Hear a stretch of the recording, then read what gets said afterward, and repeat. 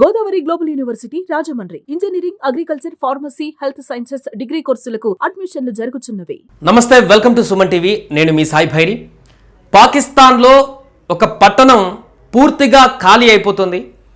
అక్కడ ఉన్నటువంటి తాజా పరిస్థితుల కారణంగా అక్కడ ఉన్నటువంటి ప్రజలందరూ కూడా ఆ పట్టణాన్నే వదిలి వెళ్ళిపోయేటువంటి పరిస్థితి దాపరించింది. ఇప్పటికే పాకిస్తాన్లో ద్రవ్యోల్బణ సమస్యలు, ఆర్థిక ఇబ్బందులు, తినడానికి తిండి కూడా కష్టమవుతున్నటువంటి పరిస్థితుల్లో అక్కడ తీవ్రమైనటువంటి భీకర పరిస్థితులు చాలా ప్రాంతాల్లో ఎదురవుతున్నటువంటి సందర్భంలో తాజాగా ఒక పట్టణం మొత్తమే అక్కడి నుంచి వెకేట్ చేయాల్సిన పరిస్థితి ఏర్పడింది. అంత దారుణమైనటువంటి పరిస్థితుల్లో ఇప్పుడు పాకిస్తాన్లోని ఒక పట్టణం కూరుకుపోయింది. దానికి కారణాలు ఏంటి, అక్కడ ఏం జరుగుతుంది, పూర్తి వివరాలు కూడా తెలుసుకునేటువంటి ప్రయత్నం చేద్దాం. ఇది భారత సరిహద్దు దేశం పాకిస్తాన్లో సంక్షోభ పరిస్థితి.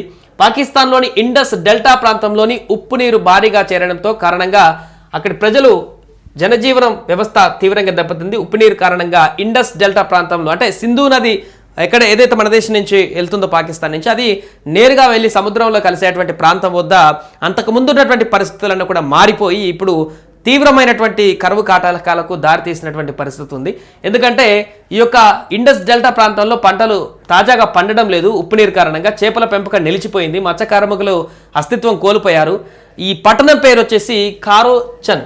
మనొకసారి చూడొచ్చు, ఇక్కడ మనకు సింధు నది ఇలా వచ్చి ఇక్కడ సముద్రంలో కలిసేటువంటి ప్రాంతం పాకిస్తాన్ మ్యాప్. ఇక్కడ కారోచన్ అనేటువంటి చిన్న పట్టణం ఉంటుంది సముద్రానికి కొద్ది దూరంలో. అదేవిధంగా సింధు నదికి, ఇండస్ రివర్కి ఆ పరిసర ప్రాంతాల్లో ఉండేటువంటి పట్టణం ఇది.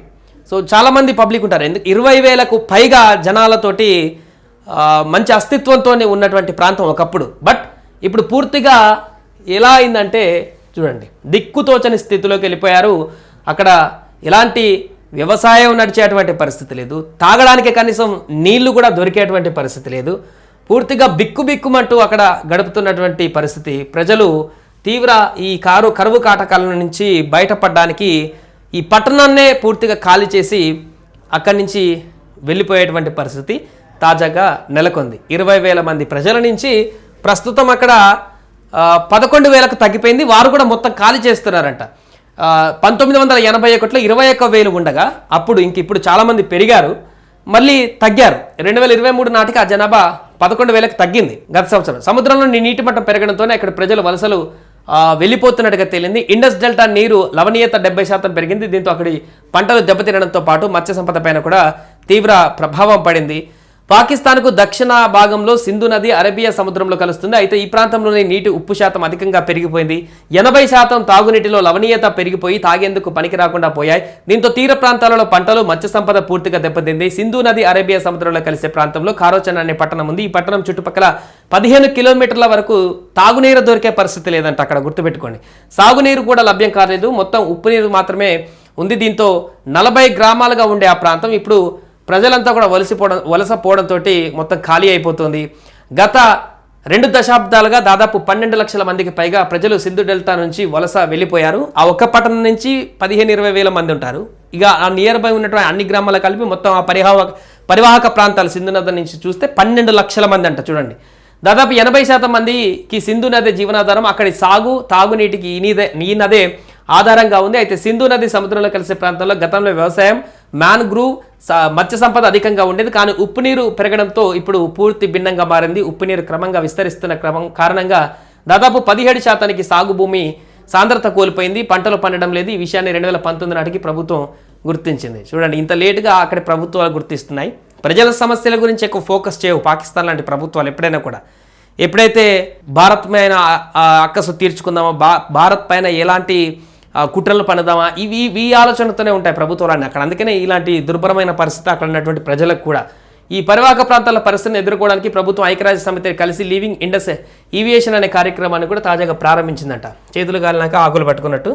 ఇది కారోచన్ అనేటువంటి ప్రాంతం. ఈ ఇండస్ రివర్ పరివాహక ప్రాంతాల్లో ఉన్నటువంటి ప్రజలు ఇక్కడ ఈ ఒక కారోచన్ అనేటువంటి పట్టణం పక్కన పరిసరాల్లో ఉండేటువంటి 40 గ్రామాల ప్రజలందరూ కూడా ఇప్పుడు వలస వెళ్ళిపోయారు. ఈ పరివాహక ప్రాంతం, సింధు పరివాహక ప్రాంతాల్లో ఉన్నటువంటి చాలా మంది 12 లక్షల మందికి కూడా ఆల్రెడీ ఇక్కడ నుంచి వలస వెళ్ళిపోయారంట. సో దీంతో ఈ పట్టణాలు గ్రామాలన్నీ కూడా ఖాళీ అయిపోయిన పరిస్థితి.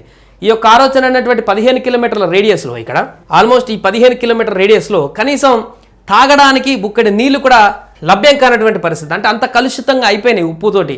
దానికి ఇప్పుడు అక్కడ నగరం అంతా కూడా పూర్తిగా ఖాళీ అయినటువంటి పరిస్థితి. ఇది పాకిస్తాన్లో తాజాగా నెలకొన్నటువంటి పరిస్థితి. ఇది ఇలా ఉంటే అటు ఇమ్రాన్ ఖాన్కి సంబంధించిన అంశం కూడా ఒకటి తాజాగా ఆందోళన ఆయనను విడుదల చేయాలనేటువంటి అంశంతో మరొకసారి అట్టుడుకుతుంది. అటు బలూచిస్తానే ఉంది, ఖైబర్ పఖ్తూన్ఖ్వాలో అది అక్కడ అలానే కొనసాగుతుంది. ఇలా పాకిస్తాన్ అన్ని వైపుల నుంచి కూడా అంతర్లీనంగా తీవ్రమైనటువంటి దుర్భర పరిస్థితులు ఎదుర్కొంటున్నప్పటికీ కూడా అది కామన్గా భారత్ పైన వెలగక్కే అక్కసు మనందరికీ తెలిసిందే. ప్రస్తుతం అక్కడ ఒక పట్టణమే ఖాళీ అయిపోతున్నటువంటి సందర్భం అయితే అక్కడ ఉన్నటువంటి ప్రజల దుస్థితి పాకిస్తాన్ ప్రజలకు ఏర్పడినటువంటి పరిస్థితులకు అద్దం పడుతుంది. సుమన్ టీవీలో మీ పర్సనల్ అండ్ బిజినెస్ ప్రమోషన్స్ కోసం కింది నెంబర్కి కాంటాక్ట్ చేయండి. డ్రగ్స్, గంజాయి లాంటి చెడు వ్యసనాలకు దూరంగా ఉండండి. తాత్కాలిక ఆనందం కోసం జీవితాలని నాశనం చేసుకోవద్దు. డ్రగ్స్ విక్రయాలు, దందాలు నిర్వహిస్తే 180059969969 టోల్ ఫ్రీ నంబర్ కి కాల్ చేయండి. డ్రగ్స్, గంజాయిని నిర్మూలిద్దాం, భవిష్యత్తును కాపాడదాం.